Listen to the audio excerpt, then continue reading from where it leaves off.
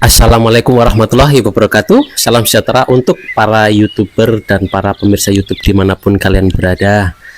Terima kasih sudah mengklik channel ini, channel yang memberikan motivasi, inspirasi, dan tutorial untuk mencapai kesuksesan. Pada kesempatan kali ini ada pembahasan penting. Tidak ada yang tidak penting di channel ini untuk kalian, karena kalian penting ya. Aku ingin membagikan sesuatu yang bisa membuat kalian menjadi orang yang sukses. Oke, kali ini aku ingin membagikan tentang 3S. Ya, masih tentang 3S, karena banyak sekali ternyata yang memberikan timbal balik yang bagus ya tentang 3S ini. Kalau kalian belum tahu, tonton videoku sebelumnya atau cari di video di channel ini, itu ada cara menggunakan 3S, ilmu 3S ya, yaitu apa? 3S itu dari senyum, sapa, dan santun ya. 3S, senyum, sapa, dan santun. Kali ini aku ingin memberikan sebuah cerita, sebuah kisah tentang seorang penjaga toko ya. Seorang penjaga toko, hanya penjaga toko biasa yang tidak ada harganya menurut orang lain, tetapi seorang penjaga toko itu mempunyai tanggung jawab yang besar. Seorang penjaga toko itu sangat penting sebenarnya untuk kelangsungan daripada toko tersebut, karena kalau kalian toko dan penjaga tokonya itu nggak benar, itu kalian bisa kebobolan dalam urusan keuangan, kalian bisa ditinggal pelanggan. Jadi penjaga toko itu sebenarnya penting ya, pekerjaan penting, tetapi banyak tidak dihargai orang karena melihat seorang penjaga toko. Oke, ini ada seseorang ya yang hijrah nih dari kampungnya, tetapi ini hijrahnya bukan ke luar negeri, tetapi dia hijrah ke Jakarta. Pada saat dia hijrah di Jakarta, dia lontang-lantung karena setelah lulus sekolah itu dia nggak tahu harus apa, dia tidak kuliah karena tidak ada biaya, dan akhirnya dia harus merantau untuk mencari pekerjaan. Jadi dia harus bekerja karena dia mempunyai keluarga juga harus yang dihidupi. Di kampungnya dia tidak bisa apa-apa, tidak ada pekerjaan yang cukup untuk bisa membiayai keluarganya. Dia hijrah ke Jakarta dan akhirnya dia melamar pada satu toko ya, toko besar ini, toko besar. Toko itu ada di satu gedung besar. Jadi di sana itu banyak pedagang-pedagang atau ruko-ruko yang berada di bawah satu gedung itu. Di dalam gedung itu tuh banyak kayak toko-toko. Nah, dia pertama menjadi pembersih di gedung itu karena benar-benar tidak tahu dia harus apa. Dia pokoknya melakukan pekerjaan apa saja yang penting halal. Nah, setelah dia menjadi pekerja toko, dia itu pingin bekerja di salah satu toko yang ada di gedung itu, karena sepertinya kok enak ya bekerja di salah satu toko tersebut, seperti itu kan. Nah, dia mulailah gimana caranya dia bisa bekerja di salah satu toko itu, sambil dia berharap dia tetap bekerja sebagai pembersih di gedung itu. Nah, anak ini ya, seseorang ini, anak ini, saya bilang anak ini karena dia pada waktu itu masih usianya masih muda dalam waktu dia hijrah dan bekerja sebagai pembersih toko itu masih muda. Dia itu di keluarganya termasuk anak yang santun ya dan sopan. Dia tidak punya modal apa-apa lagi sebenarnya, tidak ada kepintaran, good looking juga tidak, ya biasa-biasa aja lah, seperti halnya orang-orang biasa saja yang istilahnya itu tidak ada keahlian yang khusus. Kalau orang melihat dia itu juga tidak ada sesuatu yang khusus, hanya biasa-biasa saja. Tetapi di keluarganya dia itu termasuk anak yang sopan, anak yang santun ya. Dia itu suka membantu adik-adiknya kalau pagi, merawat keluarganya, merawat bapak ibunya, ya, menyapa tetangganya, ya, selalu dia assalamualaikum, dia rajin ibadah. Jadi dia tidak mempunyai keahlian apa-apa, skill yang mutakhir atau skill seperti menyanyi itu dia tidak punya. Dia hanya seseorang yang sopan, santun, rajin ibadah, dan dia itu tidak pernah mengeluh. Yang ada dia itu selalu senyum. Kalau kecapean, dia itu selalu senyum sampai dia tertidur. Dia berdoa sampai dia tertidur. Jadi dia setelah lelah merawat keluarganya atau keluh kesah dari keluarganya, bapak ibunya yang kekurangan materi, dia yang dilakukan adalah dia berdoa, tersenyum sampai tertidur. Paginya dia memulai dengan mengucap salam kepada lingkungan, assalamualaikum, terima kasih, bersyukur, senyum kembali. Setelah itu dia melakukan pekerjaan-pekerjaan rumah seperti biasanya.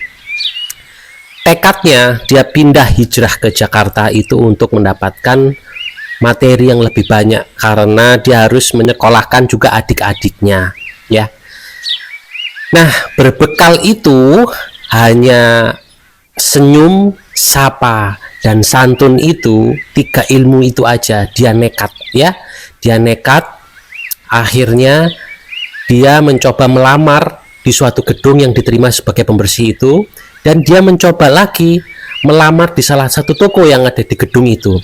Karena orang yang ada di toko itu setiap kali melihat dia itu selalu senyum, menyapa semuanya, dan santun dalam berbahasa, santun dalam bertingkah laku, akhirnya dikasihlah pekerjaan sebagai penjaga toko. Oke, ya, ikuti ceritanya ya. Sampailah dia menjadi seorang penjaga toko. Ya, sebagai penjaga toko awal-awal itu tidak mudah karena dia tidak bisa apa-apa, dia tidak tahu produk-produk yang dijual. Nah, dari dia mempunyai tingkah laku yang baik, dia selalu senyum, sapa, dan santun.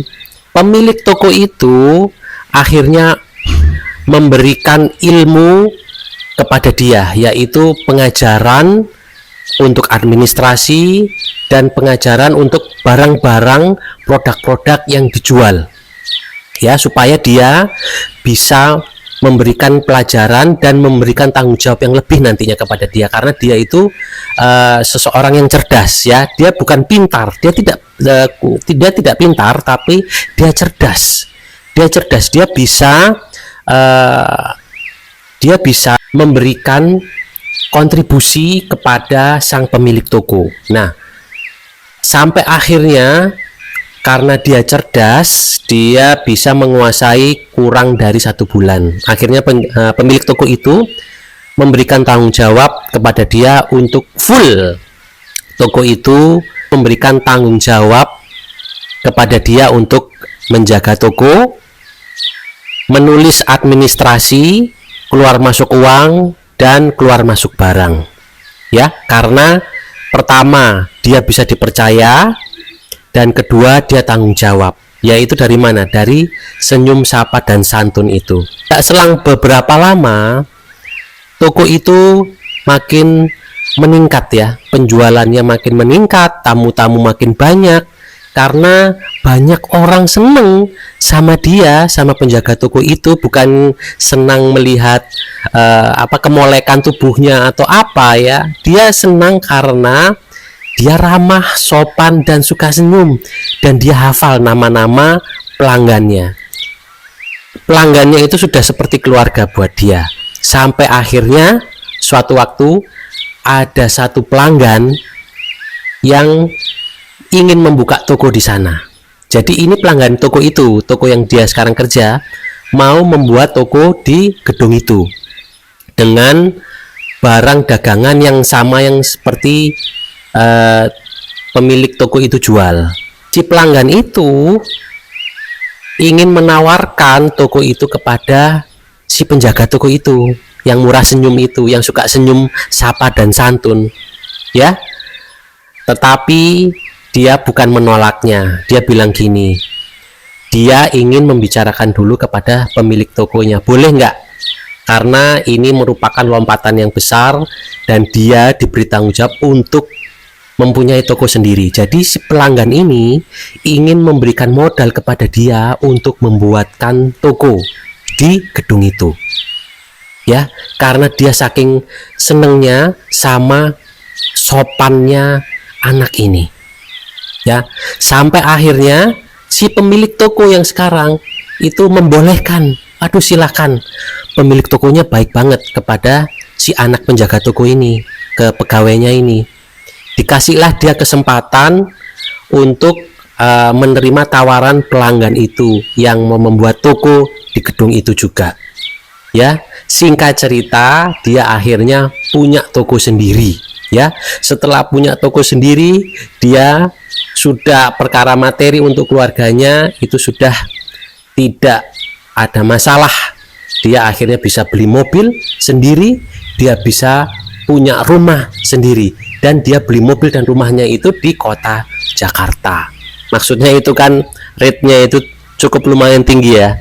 Jadi seperti itu, hanya dia dari kampung hijrah, bermodal hanya senyum, sapa dan santun, dia menjaga kepercayaan, dia menjaga kredibilitas dirinya, dia bertanggung jawab atas apa yang diberikan kepada dia. Akhirnya dari dia hanya pembersih gedung yang nyapu-nyapu, dia menjadi penjaga toko. Dari penjaga toko, dia ditawari seorang pelanggannya untuk memodali dia membuka toko. Setelah dia punya toko, jadilah dia mendapatkan yang diidam-idamkannya, kebebasan secara finansial karena dia tidak terikat lagi dengan orang, karena dia sudah mempunyai toko sendiri, ya terikat dengan pemodal kan itu bagi hasil ya, tetapi dia sudah mempunyai mobil, dia sudah mempunyai rumah ya, dagangannya pun bergulir terus sampai sekarang karena pelanggannya selalu setia kepada dia. Nah, senyum sapa santun itu merubah hidupnya. Dari dia tidak punya apa-apa dan dia hanya seorang anak kecil ya, bisa dibilang lulus sekolah menengah atas itu apa, masih belum punya pengalaman yang jelas ya. Dia hijrah, dia bertekad untuk mendapatkan penghasilan dengan hanya modal 3S ya. Senyum, sapa, dan santun. Akhirnya dia punya toko sendiri, dia punya kendaraan sendiri, dia punya rumah sendiri, dan dia bisa membahagiakan kedua orang tuanya dan adik-adiknya. Nah, itu cerita tentang 3S. Mudah-mudahan kalian juga bisa mempelajarinya dan mengilhami ilmu 3S ini, yaitu senyum, sapa, dan santun. Karena ini itu ilmu sederhana tetapi susah untuk dilakukan ya. Ilmu yang sederhana itu sebenarnya tidak mudah untuk dilakukan. Karena kenapa? Ini membutuhkan keyakinan dan konsistensi untuk melakukannya. Dan itu kita harus membersihkan diri, kita harus selalu berusaha untuk berbuat baik untuk mengamalkan ini. Senyum, sapa, dan santun. Karena tidak mudah untuk orang yang mengeluh, tidak mudah untuk orang yang selalu menerima tekanan-tekanan setiap harinya dan tidak mengambil hikmah dari kehidupan. Itu sangat tidak mudah. Apalagi orang yang habis bangkrut, gimana mau senyum ya, usahanya hancur bangkrut, gimana mau senyum. Tetapi cobalah hilangkan masa lalu kalian, kebangkrutan dan lain sebagainya, itu jadikanlah pelajaran. Coba ulangi lagi dengan senyum, sapa, dan santun. Kita menyapa lingkungan kita, kita berbuat baik kepada lingkungan kita, kita senyum kepada sekeliling kita. Terima kasih sudah menyimak kisah ini.